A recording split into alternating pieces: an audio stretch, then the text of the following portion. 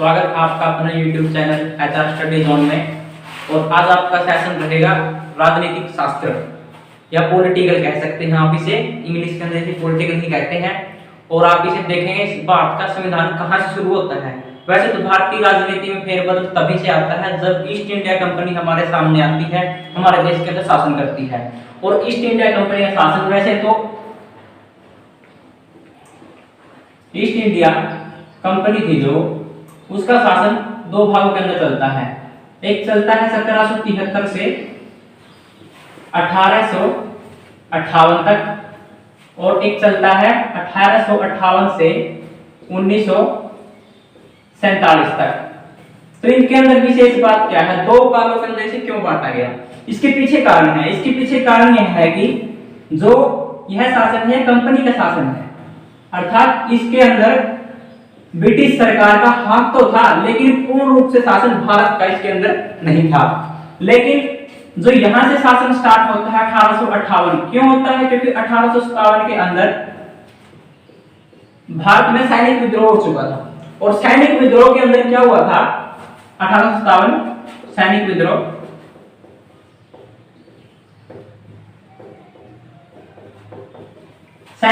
सैनिक विद्रोह के कारण अंग्रेज घबरा गए थे और उन्हें इस बात का बिल्कुल भी अंदाजा नहीं लग रहा था कि अब क्या किया जाए। तो वे 1858 का अधिनियम लेकर के आए थे जिसके अंदर भारत का शासन ताज शासन हो गया था। ताज मतलब जो इसके अंदर शासन करने वाले थे अब अंग्रेज थे। पहले भी थे तो अंग्रेज, लेकिन वो कंपनी के अधिकारी थे। लेकिन अब की बारे ताज बिल्कुल रानी के शासन से चलने लगा। रानी का भारत के ऊपर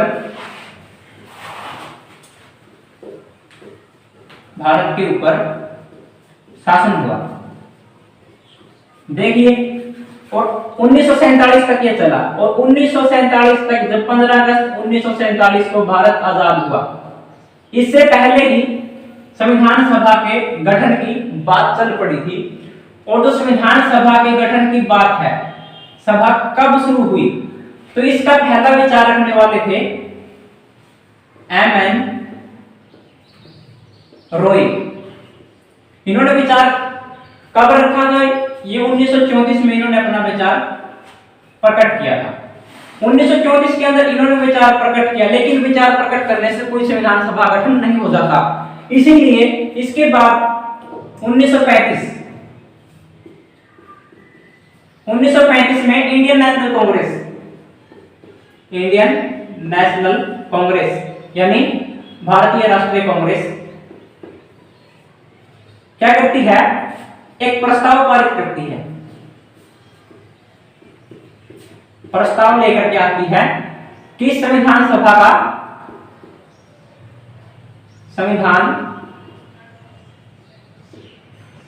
का गठन होगा। इसके अंदर ये प्रावधान लेकर के आती है। 1938 के अंदर, 1938 में नेहरू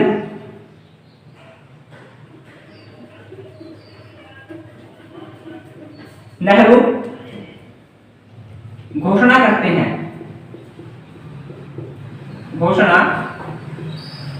करते हैं कि भारत की जो संविधान सभा होगी उसमें बाहरी हस्तक्षेप स्वीकार नहीं होगा। बाहरी हस्तक्षेप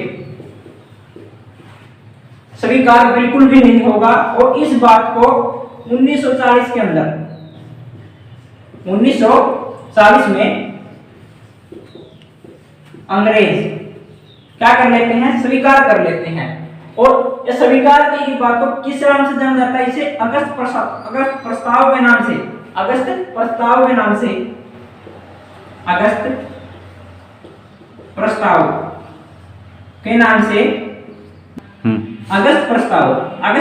के अंदर क्या है?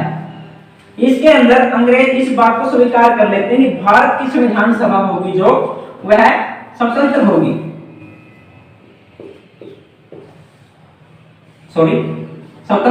स्वतंत्र का इसके अंदर कोई भी अंग्रेज अधिकारी नहीं होगा, बिल्कुल भारत के चुने हुए सदस्य होंगे।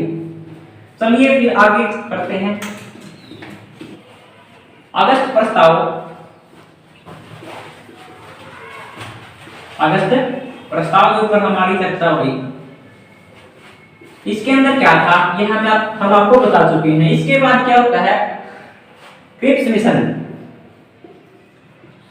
भारत के अंदर आता है। क्रिप्स मिशन, इसके क्रिप्स मिशन से क्यों कहा जाता है, इसके पीछे तर्क है। क्योंकि इसके जो अध्यक्ष थे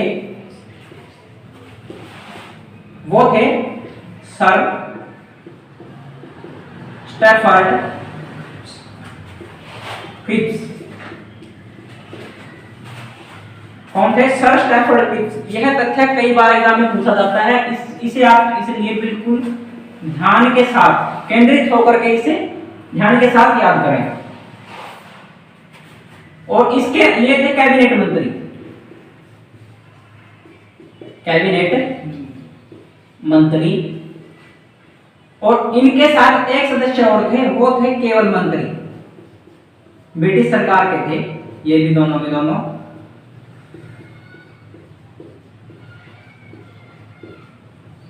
ये मांग लेकर के आए थे कि भारत की संविधान सभा गठित होगी, लेकिन क्रिप्स प्रस्ताव, क्रिप्स प्रस्ताव को मुस्लिम लीग मना कर देती है कि हमें यह प्रस्ताव बिल्कुल भी मंजूर नहीं है। क्या करती है लीग? लीग इनकार कर देती है। लीग इनकार कर देती है कि हमें यह प्रस्ताव, लीग इनकार कर देती है कि हमें यह प्रस्ताव स्वीकार नहीं है। और इसके बाद क्या होता है, और लीग की मांग क्या होती है? लीग की मांग, यानी उसने इस प्रस्ताव को खारिज क्यों किया? इसके पीछे भी कोई कारण होगा। इसके पीछे कारण था कि वो 2 संविधान सभा चाहते थे। 2 संविधान सभा, संविधान सभा, 2 संविधान सभा चाहते थे। लेकिन क्या होता है, संविधान सभा 2 ये तो चाह रहे थे, लेकिन कांग्रेस ऐसा नहीं चाहती थी। और वैसे भी दल पूरा प्रसिद्ध था भारत के अंदर, वो उसमें कांग्रेस ही था। इसके बाद आता है कैबिनेट मिशन। कैबिनेट मिशन ये क्या करता है, इसके अंदर 3 सदस्य थे। सदस्य संख्या इसकी पूछी जाती है, हर एग्जाम के अंदर लगभग आ ही जाता है संविधान सभा से क्वेश्चन। आप इसलिए इसको बिल्कुल ध्यान करके पढ़ें, ध्यान से देखें। कैबिनेट मिशन आता है, और कैबिनेट मिशन के अंदर क्या होता है, यह जो मांग थी लीग की, 2 संविधान सभा की मांग, संविधान सभा की मांग क्या हो जाती है, बिल्कुल खारिज हो जाती है। मतलब इसके अंदर कैबिनेट मिशन मना कर देता है कि संविधान सभा भारत की होगी तो केवल एक होगी। और इसके बाद चलती है संविधान सभा भारत की, भारत की सभा, यानी संविधान सभा, संविधान सभा, भारत की संविधान सभा चलती है। और आगे देखिए आप क्या होता है इसके अंदर, संविधान सभा भारत में गठित होती है।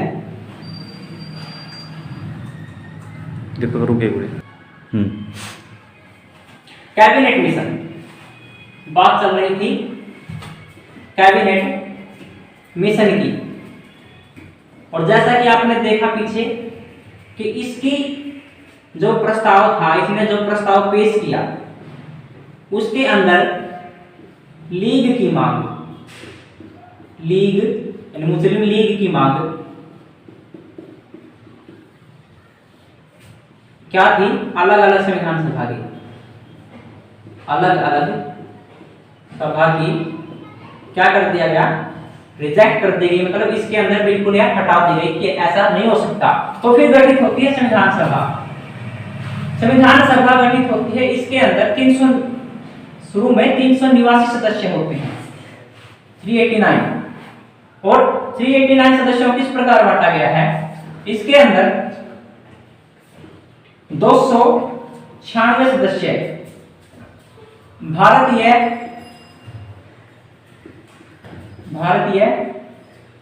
प्रांत से होते हैं। प्रांत अर्थात जो स्वतंत्र थे, स्वतंत्र का मतलब जो ब्रिटिश शासन के अंतर्गत थे, जो ब्रिटिश शासन में थे। और बाकी बची सीटें 93 सीटें,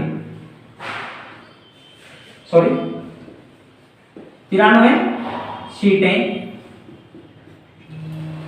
93 सदस्य थे जो वो थे भारतीय रियासतों से। अब इन सदस्यों का बंटवारा किस तरह किया गया था, यानी कितने सदस्य किस प्रकार और कैसे लिए गए थे। तो ये सदस्य लिए गए थे जनसंख्या के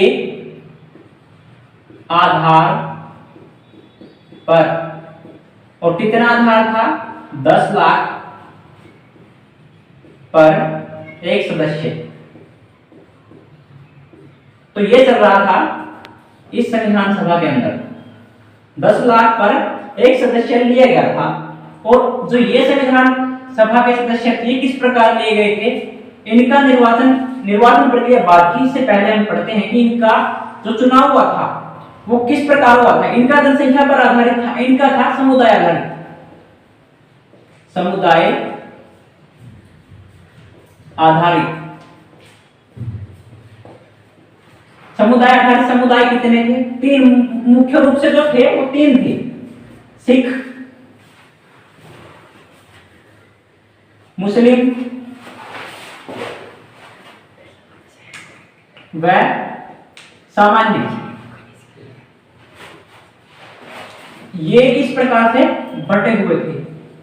अब आती है निर्वाचन की बात। इन दोनों का निर्वाचन किया किस प्रकार से गया था।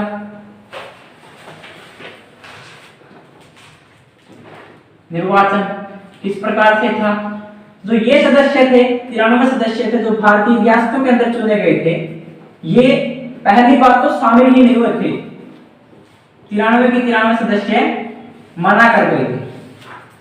उसके बाद क्या होता है, ये चुनने किस प्रकार थे, ये तो हम जानना ही पड़ेगा। जो ये चुनने थे ये थे भारतीय रियासत के जो राजा थे, राजा के द्वारा चुने जाने थे। और राजा के द्वारा ये चुने जाने थे। इससे पहले भी यहाँ पर कई समस्याएं थी और वे समस्याएं लगातार बनी हुई थी। राजा के द्वारा इनका चुनाव था, राजा के द्वारा चुनाव था। और वे सदस्य थे उनका एकल संक्रमणीय, एकल संक्रमणीय पद्धति से चुनाव। यह चुनाव किस प्रकार का होता है, जैसा कि आज हमारे राष्ट्रपति का जो हमारे राज्यसभा सांसद है उनका चुनाव इसी प्रकार से होता है, एकल संक्रमणीय पद्धति से। ठीक है, ये फैक्ट था। एकल संक्रमणीय पद्धति से चुनाव हमारे पाठ के अंदर वो थे जो किसके होते हैं। इन सब घटनाओं के बीच आता है स्वतंत्रता अधिनियम, स्वतंत्रता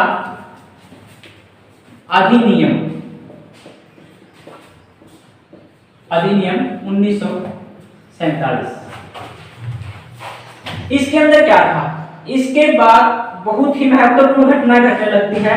क्या होता है, स्वतंत्रता अधिनियम 1947 के अंतर्गत माउंटबेटन प्रस्ताव आता है। माउंटबेटन योजना भी कह देते हैं इसे।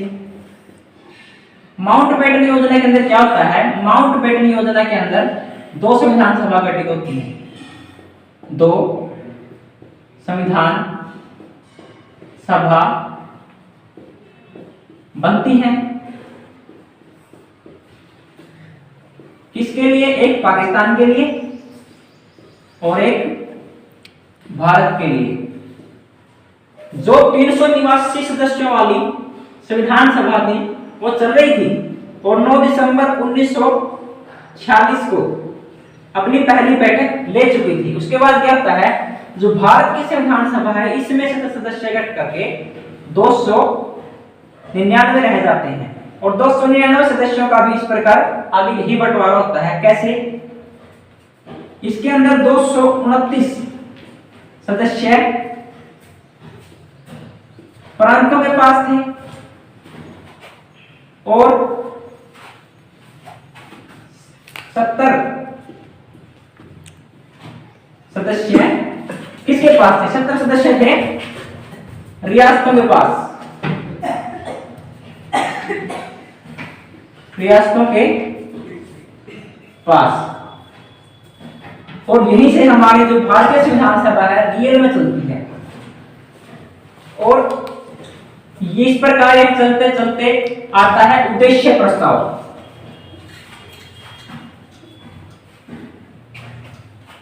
क्या आता है? उद्देश्य प्रस्ताव। उद्देश्य प्रस्ताव ये कौन पेश करते हैं? जवाहरलाल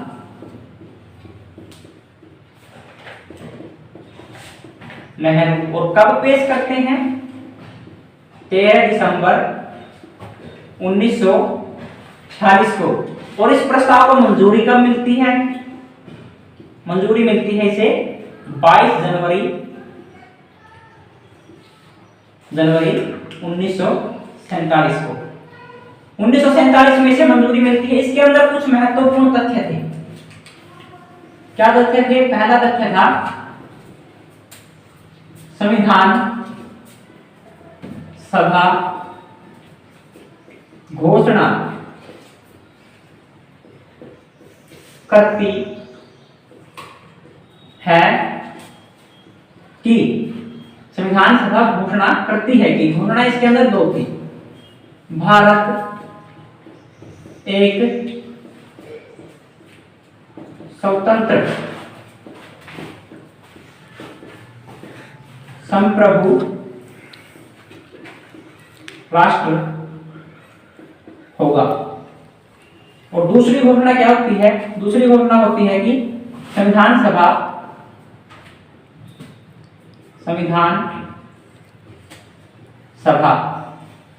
भारत का संविधान बनाएगी या निर्मित करेगी। दो घोषणाओं के बाद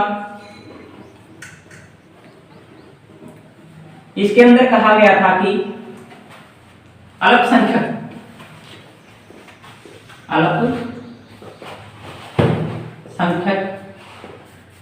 दलित, महिला, इन तीनों को सुरक्षा दी जाएगी। और जो तीसरा इसका फैक्ट था, तथ्य था, जो इस उद्देश्य प्रस्ताव के अंदर कहा गया था कि न्याय, पहला था न्याय, दूसरा सामाजिक, आर्थिक, राजनीतिक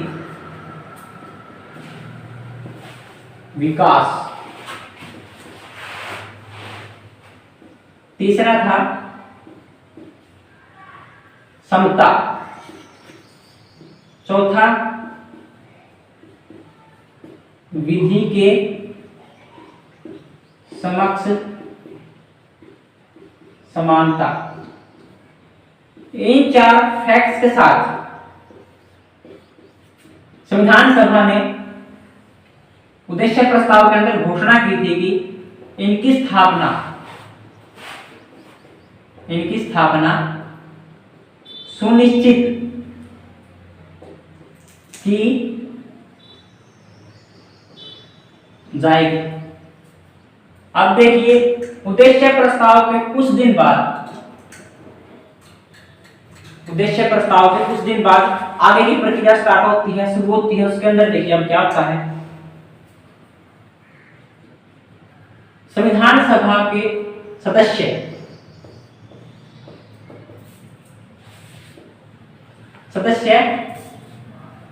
कार्यों के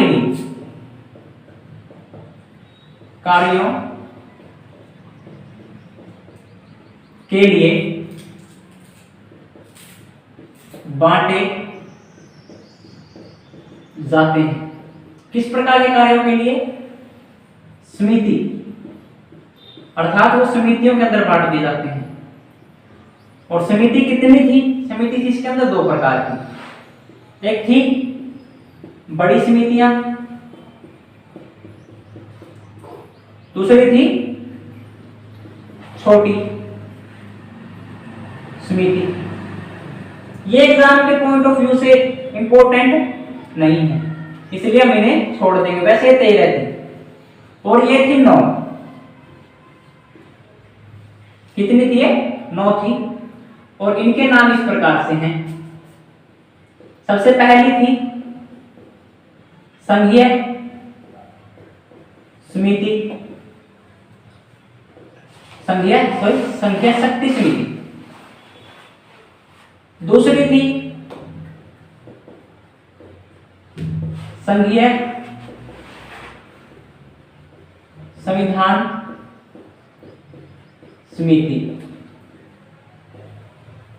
और इन दोनों के अध्यक्ष थे JR नेहरू, यानी जवाहरलाल नेहरू। और इससे आगे जो समितियां थी विस्तार में इनका अध्ययन करते हैं। 9 समितियां आपको अच्छे तरीके से करवाई जाएंगी। 2 समितियां हम कर चुके हैं, तीसरी थी प्रारूप समिति। प्रारूप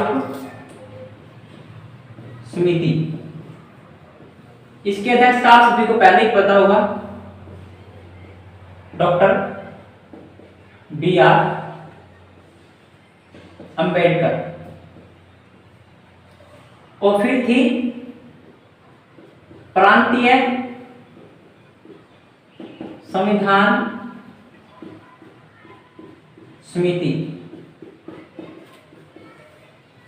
इसके अध्यक्ष थे सरदार वल्लभ भाई पटेल। और एक समिति थी अल्पसंख्यक बहिष्कृत दलित व सीमांत क्षेत्र समिति। और इसके जो अध्यक्ष थे वो भी सरदार वल्लभ भाई पटेल थे। इसके बाद बचती है 4 समितियां, वो भी एग्जाम के पॉइंट ऑफ व्यू से इंपॉर्टेंट नहीं है।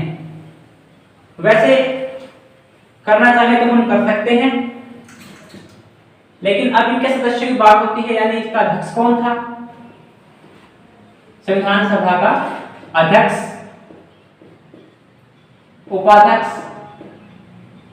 उपाध्यक्ष थे इसके 2 और अध्यक्ष था 1। वैसे अध्यक्ष तो एक ही होता है। उपाध्यक्ष थे HC मुखर्जी। और जो उपाध्यक्ष दूसरे थे वो थे VT कृष्णामाचारी। कौन थे? VT कृष्णामाचारी। और अध्यक्ष इसके 2 बनाए गए थे, एक भारत की आजादी से यानी 15 अगस्त 1947 से पहले वो थे डॉक्टर सच्चिदानंद। और इसके बाद जो अध्यक्ष बनाए गए थे वो हमारे भारत के पहले राष्ट्रपति भी थे, डॉक्टर राजेंद्र प्रसाद। और इन सदस्यों के साथ ही आज का हमारा टॉपिक यहीं पर हम समाप्त करते हैं। वो देखना कर ले। तो हमारा सेशन था वो आज यहीं पर समाप्त होता है। आशा करते हैं कि आपको हमारी वीडियो पसंद आएगी और इसे लाइक करें, हमारे चैनल को सब्सक्राइब करें। जय हिंद, जय भारत।